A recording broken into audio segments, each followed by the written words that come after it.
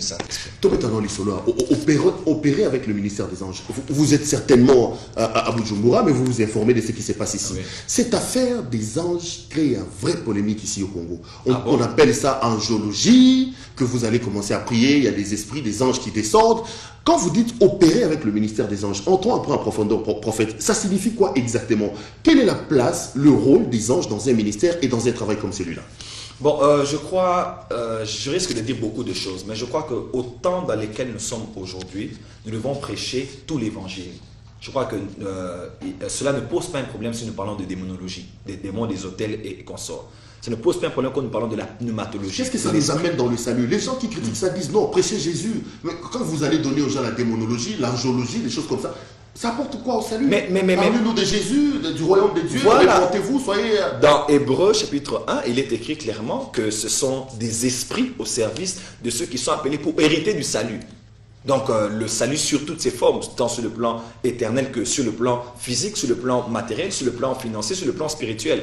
Donc le ministère des anges fait partie aussi de notre salut. Christ d'ailleurs qui est venu nous sauver, Dieu sauveur, Jésus-Christ, Dieu sauveur, celui qui est venu pour nous sauver.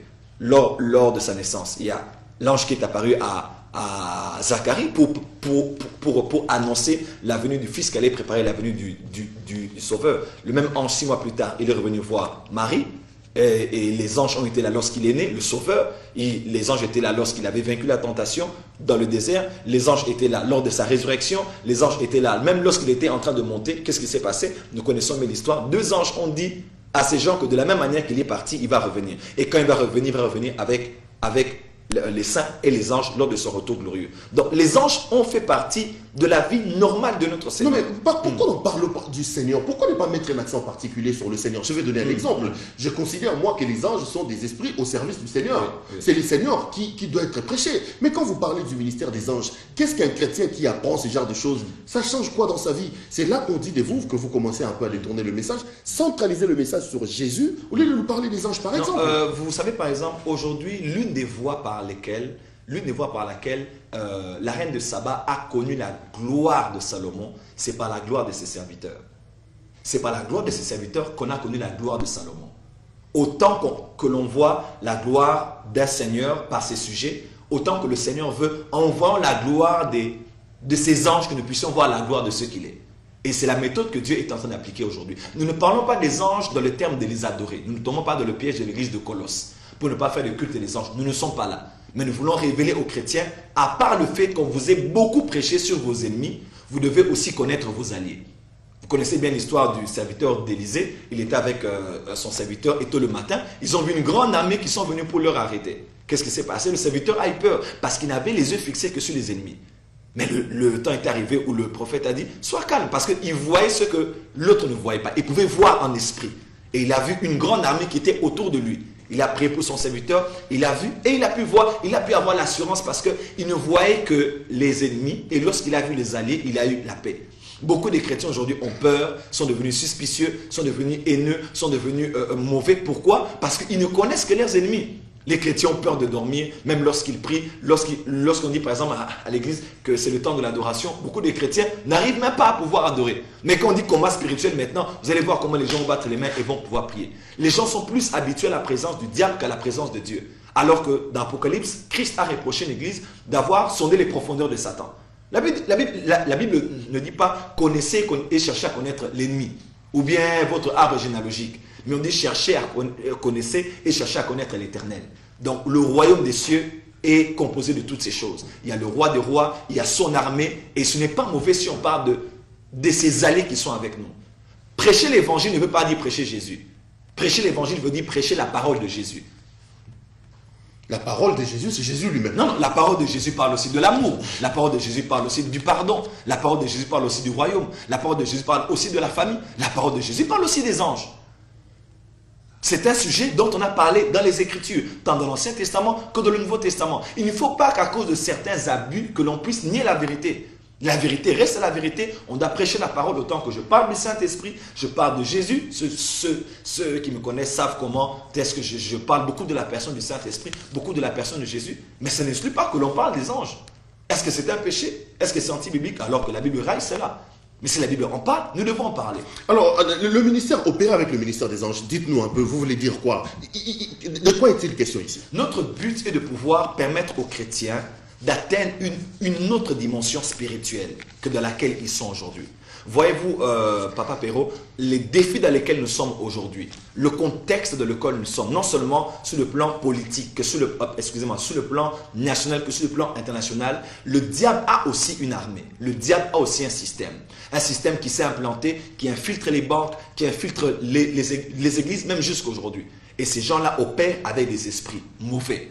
Mais Dieu a disposé des esprits pour nous, afin que nous opérions avec eux. Imaginez-vous un peu, on veut le tuer Jacques, Pierre est arrêté, le lendemain on devait le tuer. Mais qu'est-ce qui se fait? L'église prie. Et lorsque l'église prie, elle prie à Dieu, Dieu a envoyé un ange. Et cet ange a sorti Pierre de prison de manière surnaturelle. Nous voulons montrer aux chrétiens comment vous pouvez activer le ministère des anges avec vous. Comment vous pouvez mettre les anges en mouvement tout autour de vous. Nous ne parlons pas ici d'adorer les anges ou de prier les anges. Ça devient compliqué, non, Joël, toute Christ, cette situation. Activez les anges, prions les seigneurs. Pourquoi vous ne voulez plus l'évangile simple? Pourquoi l'évangile n'est plus prêché dans ce pays dans sa simplicité légendaire? Prions les seigneurs. Les seigneurs vont décider d'envoyer les... Est-ce que c'est à nous d'activer le ministère des anges? C'est là qu'on parle de cette affaire d'angiologie. Il y a quelqu'un aujourd'hui qui vous l'avez pas. Angiologie est un miracle. Est-ce qu'on en a besoin aujourd'hui? On en a vraiment besoin, à cause des temps dans lesquels nous sommes. Connaissons Jésus. Jésus lui-même en profondeur. Voilà, Jésus-Christ dont vous parlez a dit au roi, il a dit, si d'ailleurs je le voulais, j'allais prier mon Père afin qu'à l'instant même il envoie 12 légions d'anges. C'est Christ qui l'a dit. Mais il ne l'a pas fait parce que ce n'était pas le temps de se défendre pour lui. Non, mais il n'a pas dit, bon, les 12 légions d'anges fonctionnent comme ça. Les 12 légionnaires, quand ils arriveront, ils opèrent comme ça. C'est dans ces chemins-là que vous nous amenez, c'est ça le problème. Non. Jésus n'a pas dit, bon, quand ces 12 légions-là, il y a en tête...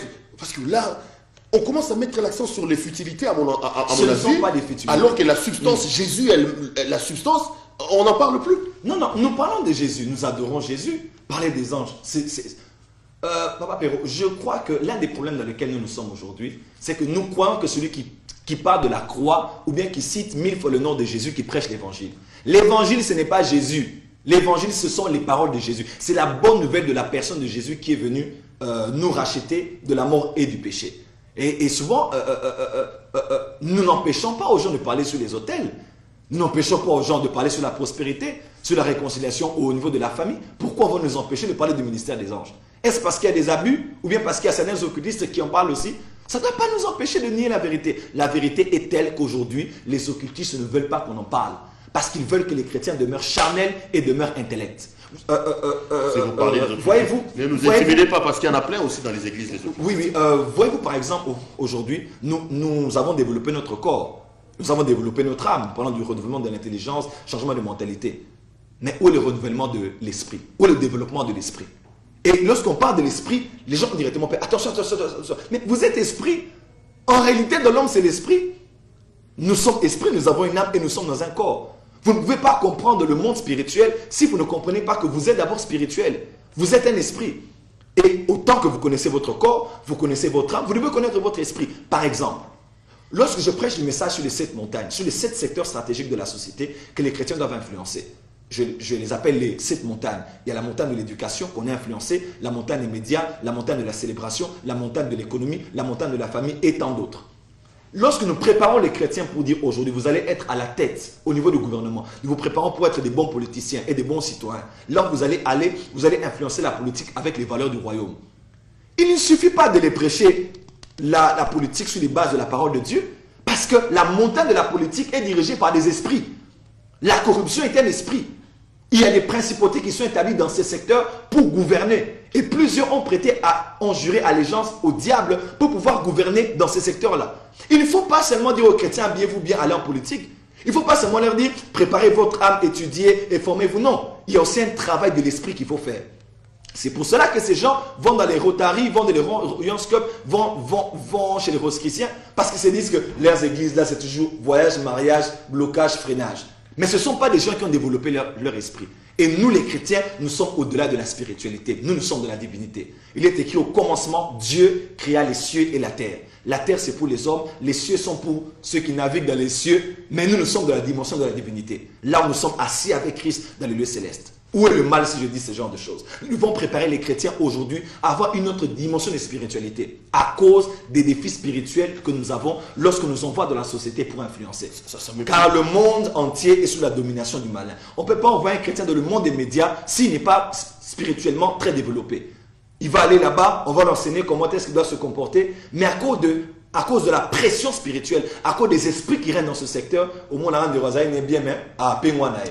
Parce qu'il n'a pas su résister. Et on doit travailler les chrétiens pour qu'ils développent leur esprit et pour qu'ils sachent comment opérer avec le monde spirituel qui est à leur disposition. Le problème qui me choque de temps en temps quand je vous reçois les pasteurs, je commence de temps en temps à trouver des similitudes entre ce que vous dites et ce qu'on voit dans le monde que vous qualifiez, vous, de monde occulte. Finalement, on ne sait plus qui copie l'autre. Vous parlez de l'esprit, il y a eu une polémique ici à Kinshasa sur ces phénomènes des gens où les gens doivent commencer à sortir à l'esprit, aller opérer. Donc, ça m'a étonné. Vous habitez Bujumbura, moi je peux sortir ici, je vais chez vous à Bujumbura, j'influence votre esprit. Alors, quand vous dites tout ça, j'ai comme l'impression qu'on baigne également dans cette genre dans cette confusion. J'étais à Bujumbura, je suis venu ici à Kinshasa, sans avoir pris l'avion. Où est le problème? Ah, vous sortez, vous également? Je sors beaucoup. Je sors tout le temps. Ah bah, là, ça devient compliqué. Non, mais je sors facilement, c'est pas un problème. Où est le problème? C'est l'expression sortie de son corps. Ça ne nous est jamais arrivé de prier, de voir que vous êtes quelque part. Non, mais c'est pas vous qui décidez de quand vous allez sortir. Le problème, il est celui-là. Ah, là maintenant, il y a certaines choses qu'il faut expliquer aux gens. Je crois que dans la parole de Dieu, il y a des dimensions qui dépendent du niveau d'âge que l'on a avec le Seigneur. Je ne parle pas ici du voyage astral. J'étais occultiste et je connais bien ces choses. J'étais dans ces choses. J'ai déjà fait ces choses même. Mais je n'en ai pas besoin parce que c'est trop bas. Vous l'avez quitté? Oui, j'ai quitté. Ça, c'est trop bas. C'est vous qui le dites. Hein? Avec des principes comme ça, Francis Joël. Vous disiez oui. Aujourd'hui, je peux mieux comprendre. Quand j'entends ces choses et que je ris en vous disant je dis sorti de mon corps, ce n'est pas un événement. Ce n'est pas un événement. Vous faites comment? Parce qu'il y a quand même un grand débat ici. Certainement que vous l'avez suivi avec le pasteur Espérance Mbakadi, beaucoup de détracteurs, des gens qui ne voient pas les choses comme lui. On en parle à gauche et à droite. De un, le plus grand problème est celui-ci. Ça m'étonne qu'en revenant au Congo, le Congolais reste encore sur ce genre de débat. On a un pays qu'on doit sauver, une église qu'on doit rendre mature. Ce sont des sujets expérimentaux et non doctrinaux. On n'a pas besoin de passer tout un séminaire sur ça ou bien de passer des émissions télé. J'ai même suivi sur Internet, il y a même ceux de la diaspora. Tout le monde en parle, c'est diabolique, c'est sorcier. Est-ce qu'on en a besoin vraiment maintenant au Congo? Quelqu'un a parlé de ce qu'il croit être vrai. Quelqu'un a parlé de ce qu'il a expérimenté. Pourquoi rester là alors qu'on a des choses plus importantes? Des fois, il faut que tout ça distrait. Quelle responsabilité que l'Église du Congo, si un frère dit quelque chose qui ne vous convient pas, vous êtes un père de la nation, vous êtes un fils de la nation, allez le trouver. Allez le trouver. Si vous n'êtes pas d'accord, voyez-lui, posez-lui les questions. Que de commencer à vouloir être connu comme étant celui qui a attaqué telle personne. Ça, c'est l'impolitesse que j'ai vue ici au Congo. Juste pour être sincère, je vais à Bujumbura, je commence à prêcher. Et bon, moi, je suis deux amis dans la défensive. J'ai commencé à attaquer quelques personnes là-bas, quelques catégories de personnes. Je rentre à la maison, le Saint-Esprit me dit, mais qu'est-ce que ces gens t'ont fait? Pourquoi tu les attaques? Je me suis dit, et puis je me suis rendu compte qu'à Kinshasa, c'est la polémique. À Kinshasa, il faut bêter Moutou, il faut attaquer Moutou pour Akebati Aoka. On n'en a pas besoin. C'est un sujet expérimental. On n'a pas besoin. Tout ça, la mission, vous attaquer Moutou, à communauté. Parce que vous défendez un peu ça. Ma mère est témoin ici à 2 numéro 40. Je suis dans ma chambre, je suis en train d'aller dormir. 4e secondaire. CS Mafuta. Na Nzela Mamaïm. Je salue tous ceux de Mafuta. Je suis dans ma chambre, na kangi de chambre. Na lali mama Elsenga, olinga prière mingi. Intercession et dans la salon pour Bosambela. Yo Bosambela te. Na dans la chambre na kangi.